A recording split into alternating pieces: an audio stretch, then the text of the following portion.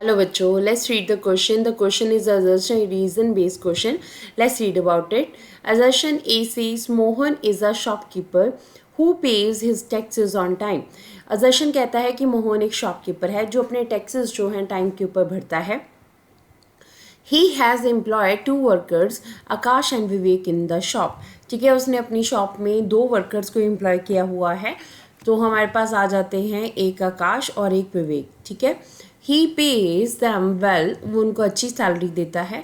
However, none of the workers get any paid leaves in the year. ठीक है, salary तो अच्छी देता है पर उनमें से कोई भी वर्कर जो है वो पेड लीव्स उसको नहीं मिलते हैं. साल में कोई भी लीव अगर वो लेते हैं तो उसके पैसे जो है उनकी सैलरी में से कटते हैं.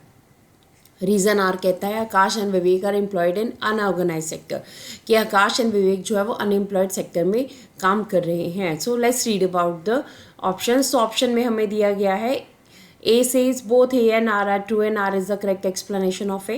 B says both A and R are true and R is not the correct explanation of A. C says A is true but R is false. D says A is false but R is true. So let's read about the answer. हम answer find out करते हैं. सबसे पहले तुम की concept की अगर हम बात करें तो हम यहाँ पर ऑर्गेनाइज्ड और अनऑर्गेनाइज सेक्टर को रीड करेंगे सबसे पहले, क्योंकि यहाँ पे हमें ऑर्गेनाइज्ड और अनऑर्गेनाइज सेक्टर के बारे में ही पूछा गया है. सो ऑर्गेनाइज सेक्टर की अगर हम बात करें क्या होता है, this sector covers those enterprises और places where employment are regular. ठीक है, इसमें ऑर्गेनाइज सेक्टर में ऐसे इंटरप्राइजेस आते हैं, ऐसे हमारे पास काम आते हैं, जगह आती है जहाँ पे एम्प्लॉयमेंट क्या होती है, रेगुलर होती है. They are registered with the government, they have to pay taxes. ठीक है, वो गवर्नमेंट के साथ रजिस्टर होते हैं, उन्हें टैक्सेस पे करने पड़ते हैं और साथ साथ में टैक्सेस पे करने के साथ साथ में जो है उन्हें पेड लीव्स भी देनी पड़ती है. ठीक है, दे हैव टू पे द, यहाँ पे हमारे पास क्या है, पेड लीव्स भी होती हैं.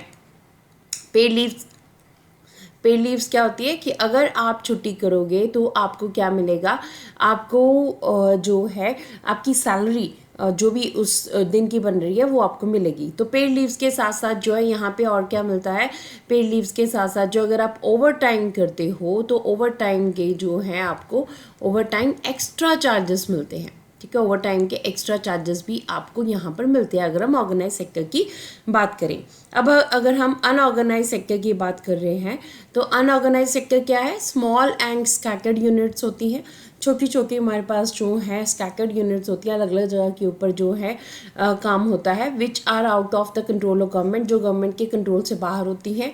Rules regulations are not follow, जहाँ पे रूल्स रेगुलेशन को फॉलो नहीं किया जाता है. जॉब्स जो है are low paid and not regular. ठीक है, जॉब्स जो है वो काफ़ी जो पैसा है वो काफ़ी कम दिया जाता है और रेगुलर भी नहीं होती हैं.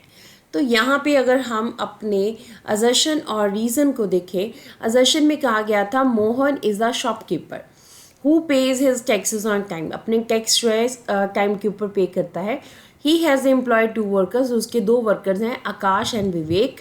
ही pays them well, however none of the workers get any paid leave in the year. ठीक है, यहाँ पर हमारे पास क्या है कि इनमें से कोई भी जो है वो उसको पेड लीव नहीं मिलती है. इसका मतलब क्या हुआ, वो ऑर्गेनाइज सेक्टर में नहीं है. अगर ऑर्गेनाइज सेक्टर में होते तो उनको पेड लीव्स भी मिलती, जैसा कि हमने यहाँ पे इसकी डेफिनेशन में पढ़ा.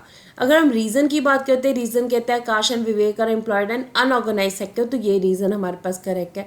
असर्शन भी हमारे पास जो है करेक्ट है. एंड जो हमें रीज़न की बात की जा रही है, रीज़न भी हमारे पास क्या है, दैट इज़ करेक्ट. सो इसका मतलब क्या है, both A and R are true and R is the correct explanation of A. ठीक है, ए एंड आर दोनों जो है वो ट्रू है और जो आर है वो असर्शन को बहुत अच्छी तरह से एक्सप्लेन कर रहा है. तो हमारे पास आंसर क्या है, आंसर हमारे पास ए आ जाता है. So hopes you understood the question as well as the answer. Thank you.